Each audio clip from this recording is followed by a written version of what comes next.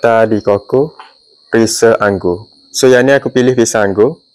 Jadi dalam ni ada 12 pack. So ada logo ala. Dia ada satu lain. Kita boleh buka, boleh tarik. So kita buka. So dalam ni dia ada 12 pack.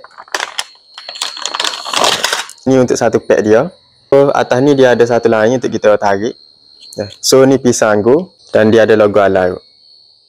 So kita tarik. Oh, bau. Memang kuat bau anggur ya. Kuat. Tengok. So ya petok gini. Oh, bau anggur memang kuat. Serius bau anggur memang kuat.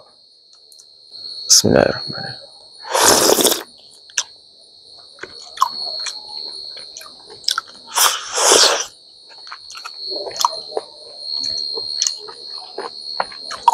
Ya cute, kecil-kecil.